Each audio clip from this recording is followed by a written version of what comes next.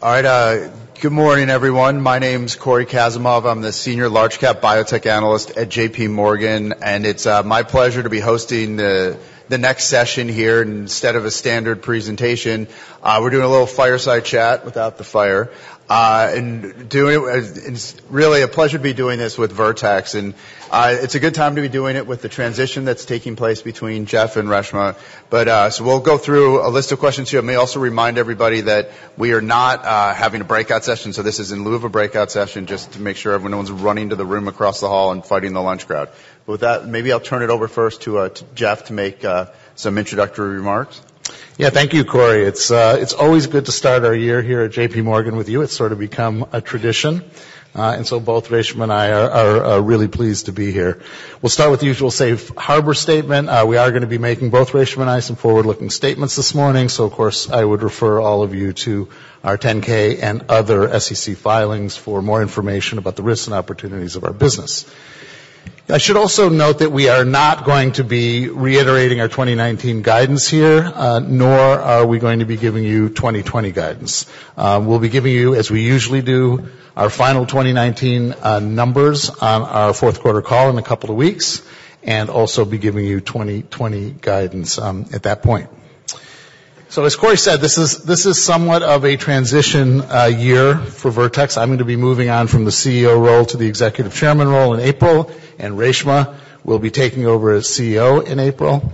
And so we thought we would try a little bit of an experiment, a different kind of presentation, and rather than me getting up and giving a formal presentation, we thought it would be more interesting for you to do this experiment, sort of a fireside chat where Corey can ask us questions about the current and the future state of the business, and you can hear from both of us at the same time. So, Corey, fire away. All right, thank you. So, Jeff, I'll start with you. And I mean, clearly you saw significant progress across the business in 2019, both for CF, but also importantly, non-CF pipeline and financially. So maybe just set the stage a little bit. Can you summarize what you see as the company's key accomplishments for the past year?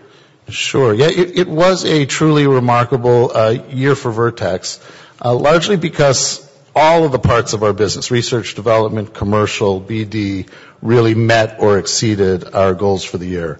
And as you know, Corey, every year I come and give you a report card by which you can measure our progress for the next year. And actually, this is the report card that you're seeing up on the screen that I showed last year. And I think you can see quite easily that we did meet or exceed all of the goals that we set for ourselves and for you and our investors last year. I'm not going to read this for you, but maybe call out a couple of milestones. I think in the area of CF, obviously the early approval of Trikafta, 5 months ahead of the PDUFA date in October, was the major milestone in our CF franchise. And not only for Vertex, this was a true medical milestone for the CF community.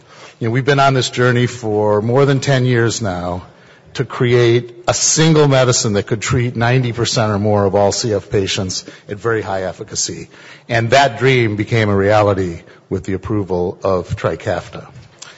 The other thing, though, that happened that may not have gotten as much attention is in the second half of the year, we were able to come to agreement on reimbursement in multiple countries outside the U.S. for our existing medicines, for Orkambi and Symkevi, and some of the big countries, so France, England, Spain, Australia, as well as some of the smaller companies like Northern Ireland, Wales, and Scotland. That was incredibly important because it meant that 9,000 new patients could get access to our existing medicines, Symkevi and Orkambi, outside of the U.S. Turning to the pipeline, one of the biggest challenges for all biotech companies is to move from that first medicine to the second, and even more so from the first disease to the second. And we've been working on that very hard for the last 5 years. As you know, I'm particularly proud of what David Altshuler, our Chief Scientific Officer, and his group have done. We have accelerated our pipeline dramatically over the last couple of years to the point where we are now in 5 diseases outside of CF with 7 medicines in the clinic. And Reshma will tell you something about that as we go on. But those are the medicines that are going to drive the future growth of our business as the CF franchise matures into the middle part of the next decade. And then finally, maybe turn to the financials. Obviously, as we have treated more patients with CF around the world over the last several years, that's resulted in remarkable financial performance for the company. And we are seeing continued double-digit top-line growth, very healthy expansions of our operating margins, as well as significant amounts of free cash flow, and that certainly continued in 2019 as well. Now, some of our investors have asked me, well, it seems like it all happened at once. How did that work in 2019? And what I've told them is actually this was the culmination of a very disciplined execution of a strategy that I first showed all of you back in 2012 here at JP Morgan. It's almost exactly the same slide I showed you then. And this is really the secret sauce of Vertex. It's the strategy that's gotten us where we are, and as Reshma will tell you, it's the strategy that we intend to follow into the future. And so I thought I'd spend just a couple of minutes on this to make sure that those of you less familiar with the company know what we're doing and why we're doing it. It's two parts. It has a corporate strategy. Vertex invests in scientific innovation to create transformative medicines for serious diseases in specialty markets. And every part of that is essential for the strategy. In other words, we believe that scientific innovation is the only way to create true value in this industry for patients as well as for investors. We only work on transformative medicines. You will never see a Me Too medicine from Vertex, a nutraceutical, those sorts of things. That's just not what we work on, because we think that transformative medicines are the highest value for patients and for us as a company. And we are very disciplined about sticking to specialty markets. And the reason for that is we can sell our medicines into those markets with very low SG&A expenditure, which allows us to reinvest the vast majority of our operating expenses into R&D, which is obviously essential for this kind of serial innovation model. Now, that corporate strategy is very tightly coupled to a research strategy, and again, kudos to David Altshuler and his group for articulating this, I think, in a very succinct way. And we're very disciplined. Every project in our pipeline, as Reshma will tell you, fits this research strategy. So we only work on truly validated targets. The reason most drugs fail isn't because of safety, isn't because they don't hit their target. It's because the target's the wrong target. It's not associated properly with the disease. And so every one of our pipeline projects has a validated target, as you'll see. We're focused on using creative and predictive lab assays and biomarkers that will predict our clinical outcomes. So in CF, we've used our HBE cell assays and sweat chlorides that actually quantitatively predict the FEV1 improvement we'll see in clinical studies. And that tremendously raises the probability of success in late clinical development. We're focused on rapid registration paths.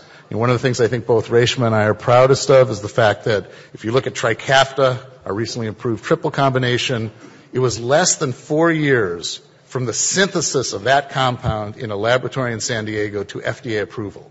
I have never seen another example of that in my 30 or 40 years in the industry. And while all of our projects aren't going to be less than 4 years, I promise you that, we are using the same kinds of approaches to accelerate clinical development. And then finally, we are therapeutic modality agnostic. As you know, we are traditionally a small molecule company, but you've seen us spend a lot of time and money over the last several years to expand into nucleic acid therapies, gene editing, cell therapies. And the reason for that is we are looking for the best modality for the disease we're interested in. We're not interested in just using one modality for every disease. And we'll talk more about that as well. But I think we have a very nice toolbox now of modalities that will allow us to address the diseases that we're actually interested in. So, Corey, maybe back to you. No, that's great. So we're going to get into the pipeline and strategy and everything, but I guess one of the questions I want to focus on is what investors ask us about the most, and that's Trikafta and the ongoing launch. So maybe, Reshma, can you give us an update on where you are with Trikafta and how that launch is proceeding so far, at least qualitatively? Sure. So, Corey, the early approval in October of 2019 of Trikafta in the U.S. for the 12-plus age group was just an enormous milestone for us as a company, but for patients as well.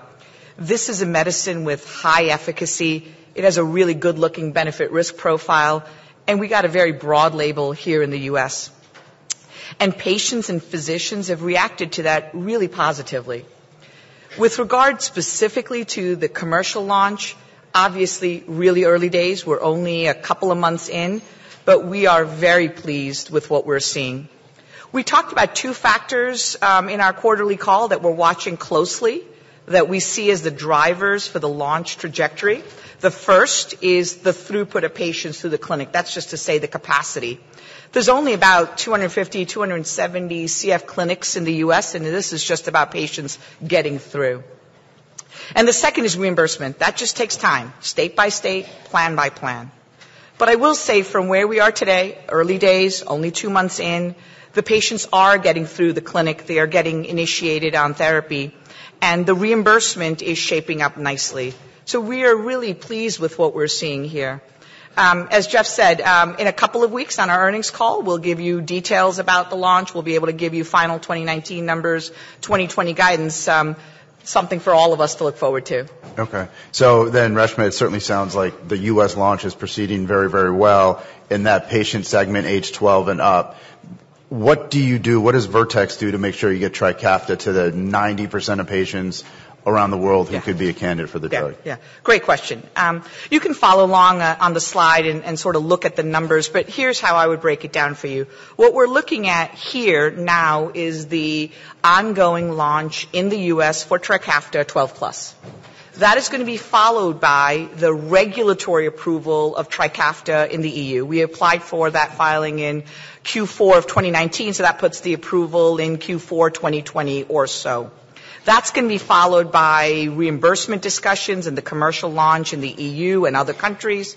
And that's going to be followed by expansion into the lower age groups, just like we've done with Kalydeco or Cambi, Symdeko, Symkevi.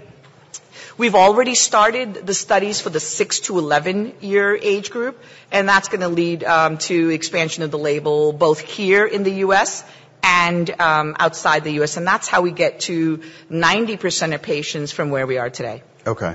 All right, so then this, I guess, Reshma, is the transition point. We go from CF to the pipeline. You've obviously had tremendous success, the company overall, in CF. We've seen a lot of companies struggle as they try to go and diversify beyond that initial approval indication from a single disease. Obviously, the company's been working very hard on this front, but can you summarize where you are with the pipeline right now beyond cystic fibrosis? Yeah, you know, Corey, I cannot underestimate, and I don't think anybody does, the challenge of going from one medicine to many, one disease area to many. And this is something we've been thinking about and working on diligently for the last many years. As Jeff alluded to, David Altshuler and his research group have really accelerated our pipeline in the last 3-5 years. You can really think about our pipeline in two components. The first is a small molecule pipeline. That's really come up through our own internal research engine.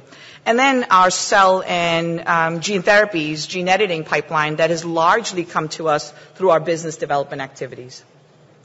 But regardless of whether you're thinking about our internal pipeline or our pipeline that's come in through business development, really three things are exactly the same.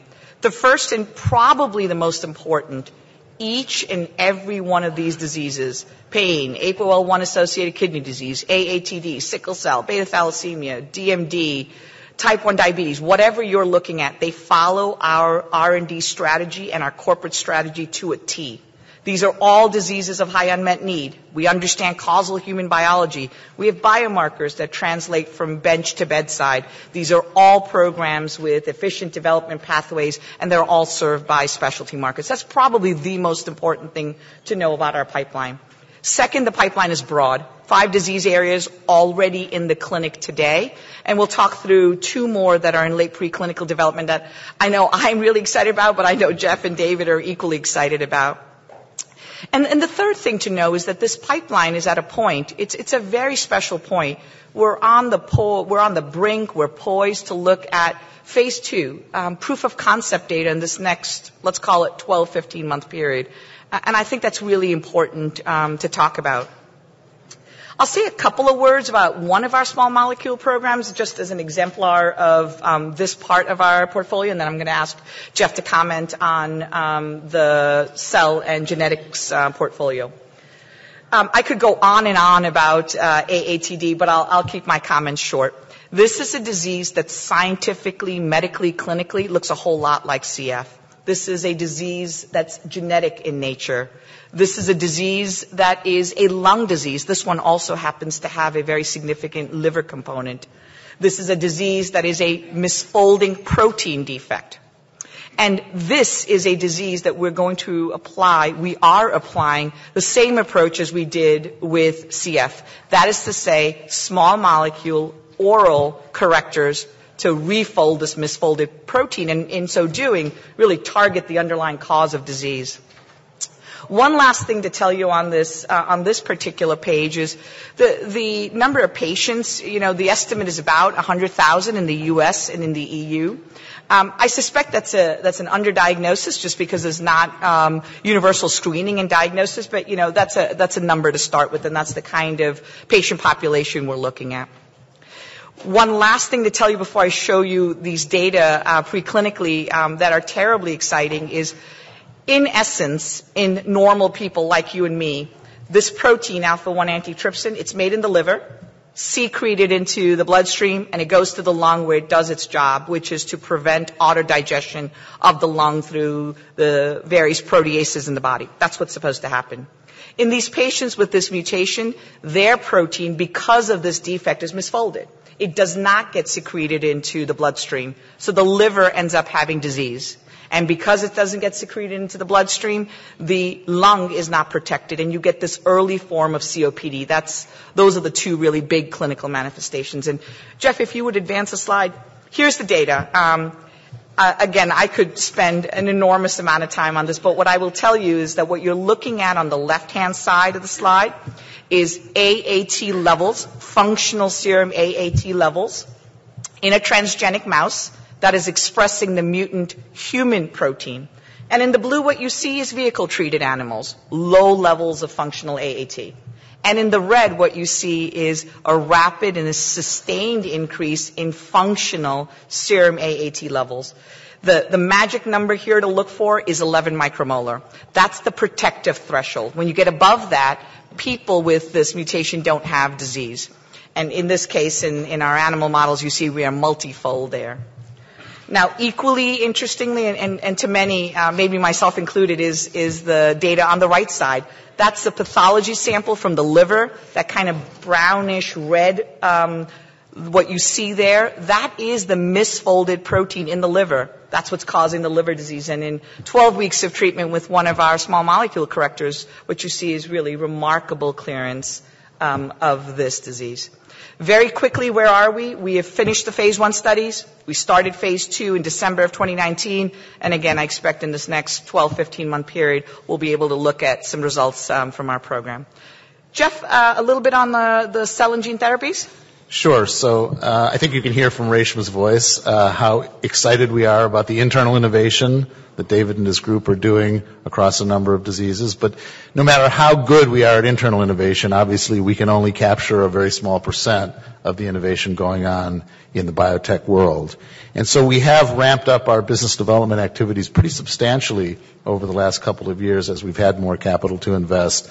And we've done it with a very strategic focus in a couple of areas.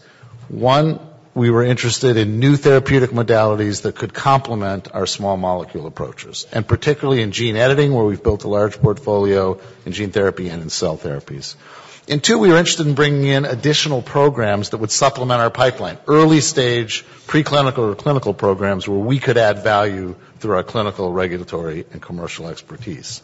And this slide just shows you 4 of those programs, sickle cell and beta thalassemia, which came to us through our collaboration with CRISPR starting in about 2015.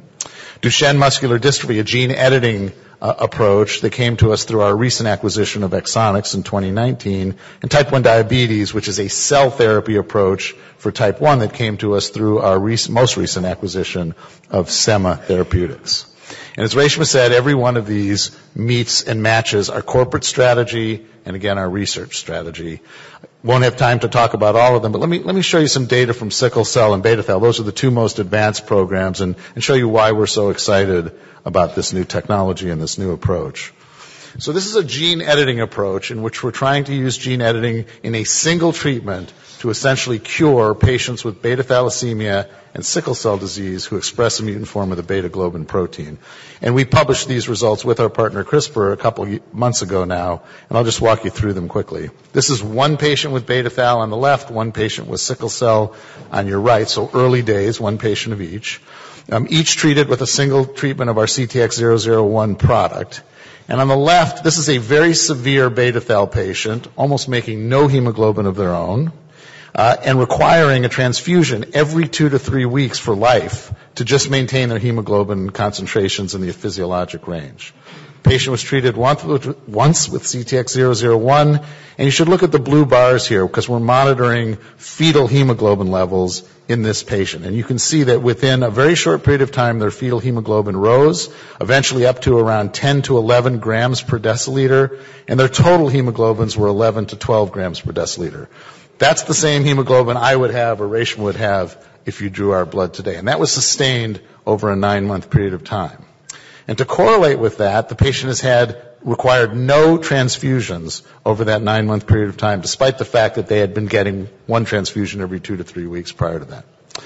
Right-hand side, very similar data in sickle cell. Here we measure the percent fetal hemoglobin, because we know from experiments of nature that if you have more than 30% fetal hemoglobin in sickle cell disease, you don't get the symptoms of the disease. So that's the number we're aiming for. And you can see one treatment with CTX-001 resulted in a rapid increase in fetal hemoglobin up to 47% or so of the total hemoglobin, and that was seen in more than 90% of the cells. And to correlate with that, this patient, who had been having about 7 painful vaso-occlusive crises each year, has had no painful crises in the 4 months since they received this single treatment. So while this is still very early days, these are essentially functional cures that we're seeing in these 2 patients with a single treatment with this gene editing approach. And that's why we're so excited to accumulate more patients, which we're doing now as these trials continue to enroll, and you'll see more data from additional patients coming in 2020. All right. So given how well CF is progressing along with the pipeline investment being made, kind of putting this all together, how should we think about revenue and earnings growth for Vertex? Yeah. It's a great question, and you can follow along on the slide that's up on the board. The bottom line is, I think it's really no secret that Vertex has delivered extraordinary performance over the last many quarters. I mean that in terms of revenue, in terms of expansion of the operating margin, as well as in generation of free cash. That's allowed us to do what we really want to do, which is to invest in internal R&D as well as in business development. You can see the numbers here. When I look over 2020, and let's call it the next 10 years or so, what I would say is the first half of this period is going to be about the CF franchise and treating more patients. The U.S. launch of Trikafta, followed by the European regulatory approval and launch there, followed by expansion to the lower age groups. I see that being carried in terms of growth through the middle of the decade. After that, I see the pipeline kicking in. And we are talking about 5 disease areas in the clinic, the 2 additional ones in late preclinical development. And while not all of them are going to work, not all of them have to work. Even if a couple do, and I fully expect that they will, we're talking about significant opportunities that are going to carry us through the back end of the decade. And that's really the picture that you see here. Okay. So then, Reshma, maybe to close, Jeff started this conversation and always shows us the scorecard for how to judge the company going into a new year. So maybe can you just kind of wrap up by highlighting the key milestones you anticipate for 2020? No pressure, Reshma. No, not at all. The pressure comes next year. I quite like the report card. I think it's a good way for us to give you what we're looking at in terms of milestones and for you to hold us accountable to what we say we're going to do. Here's a report card for 2020. I'll call out a couple of things. Obviously, in CF, which is at the top of the list, what we're looking at is the ongoing U.S. launch and European regulatory approval. In the middle of the screen, importantly, these are the proof of concept data we called out. AATD, sickle cell, beta thal, and we have set an ambitious goal for ourselves for the SEMA program. That's the type 1 diabetes program, cell therapy. We're looking to bring that into the clinic, 2 patients, late 2020, early 21.